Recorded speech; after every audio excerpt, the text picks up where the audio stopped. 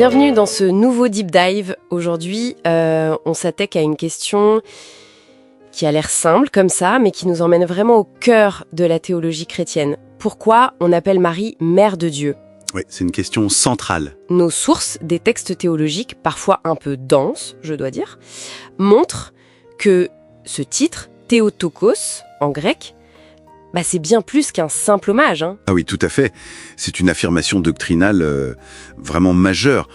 Et ce qui est intéressant, c'est qu'elle porte moins sur Marie elle-même, en fait, que sur l'identité de son fils, Jésus-Christ. D'accord. Notre mission, si on peut dire, c'est de décrypter un peu ce terme, de voir pourquoi il a causé tant de débats, parfois vifs, et pourquoi il reste si fondamental. C'est une plongée dans la christologie, donc. Comprendre qui est Jésus. Exactement. Pleinement Dieu et pleinement homme. C'est ça l'enjeu. Théotokos, porteuse de Dieu. C'est fort comme terme quand même. Il faut sans doute bien préciser ce que ça veut dire et peut-être surtout ce que ça ne veut pas dire, non ? Pour éviter les malentendus. Ah ça, c'est une précision cruciale, oui. Quand on dit Théotokos, on affirme que Marie a donné naissance à la personne de Jésus. Et cette personne unique, elle est Dieu. D'accord, la personne. Voilà. Ça ne veut absolument pas dire qu'elle aurait créé Dieu, évidemment, ou qu'elle existerait avant Dieu, ou qu'elle serait la mère de toute la Trinité. Non, non. Non, bien sûr. Sa maternité concerne le Fils, le Verbe éternel qui a pris chair. Donc, ce titre, il ne divinise pas Marie, il qualifie Jésus. Donc en fait, c'est une sorte de clé pour comprendre l'incarnation. Le fait que Dieu se soit fait homme, c'est exactement ça. C'est le cœur du mystère de ce qu'on appelle l'union hypostatique.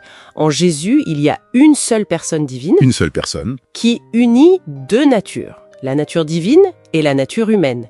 Et elles sont unies, comme le dira plus tard le concile de Chalcédoine, sans confusion, sans changement, sans division, sans séparation. C'est précis. Et cette union, elle commence dès la conception, dans le sein de Marie. Et on trouve déjà des échos de ça dans les Écritures, n'est-ce pas ? Je pense par exemple à la visite d'Élisabeth à Marie. Oui, tout à fait. Quand Élisabeth s'écrie « Comment m'est-il donné que la mère de mon Seigneur vienne jusqu'à moi ?» Ce Seigneur, Absolument. ce Seigneur, Kyrios en grec, dans la bouche d'Élisabeth, c'est très fort. Beaucoup y voient une reconnaissance de la divinité de l'enfant que Marie porte. Et puis il y a Paul aussi dans l'Épître aux Galates qui dit que Jésus est né d'une femme. Ça souligne son humanité bien réelle. D'accord. Alors la logique théologique qui en découle, elle est assez directe en fait. Si Jésus est ce Seigneur divin et s'il est né de Marie, alors Marie est mère de Dieu. Donc si on refuse ce titre, Théotokos, on risque de casser cette unité en Christ, de séparer les deux natures. C'est exactement ça l'enjeu. Nier Théotokos, c'est prendre le risque de séparer l'homme Jésus de la personne divine du Verbe. Comme si Marie avait juste donné naissance à un homme.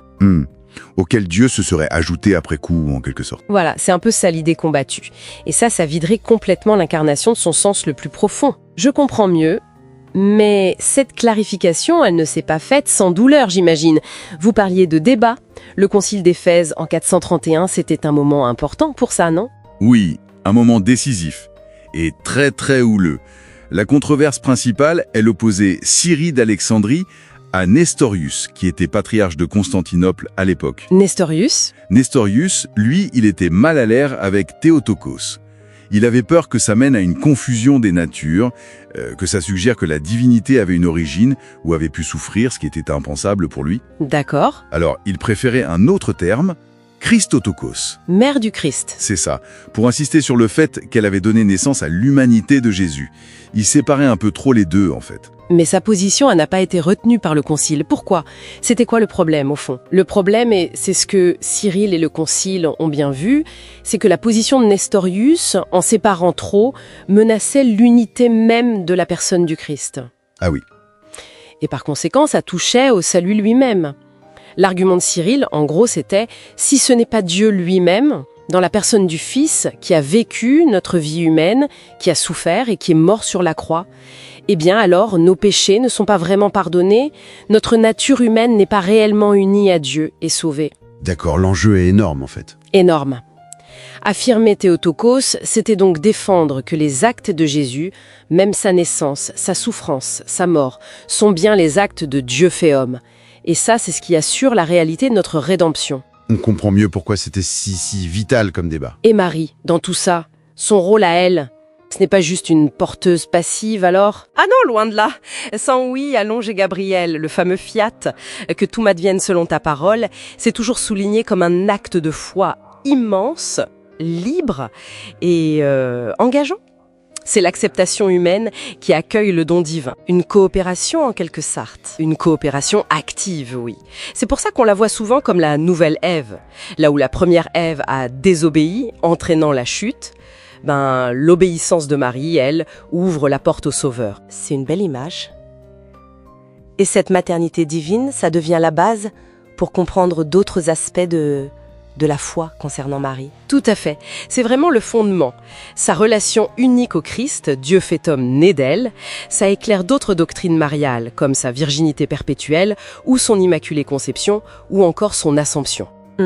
Toutes ces doctrines, d'une certaine manière, découlent de cette proximité incroyable et de ce rôle absolument unique qu'elle a joué dans l'histoire du salut. Et tout ça est centré sur le fait qu'elle est Théotokos. Donc si on devait retenir une chose, vraiment l'essentiel, ce serait que ce titre « Mère de Dieu », Théotokos, c'est avant tout une affirmation sur Jésus-Christ. Exactement. Un seul et même sujet, une seule personne, qui est vrai Dieu et vrai homme.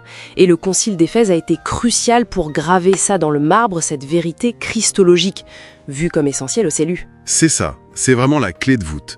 Une affirmation sur Jésus qui, par voie de conséquence, rejaillit sur celle qu'il a mis au monde. C'est indissociable. C'est fascinant de voir comment un seul mot, un titre, peut contenir une telle densité théologique, une telle histoire. Ça nous laisse peut-être avec une question pour réfléchir un peu plus loin, non ? Si Marie est cette porteuse de Dieu, comment cette idée pourrait nous inviter peut-être à percevoir différemment la présence et l'action du divin dans notre propre humanité et dans le monde qui nous entoure aujourd'hui ? Ah, c'est une excellente question pour terminer. Ça ouvre des pistes de méditation, c'est sûr. Voir comment le divin et l'humain peuvent s'entremêler. Voilà, de quoi continuer à creuser.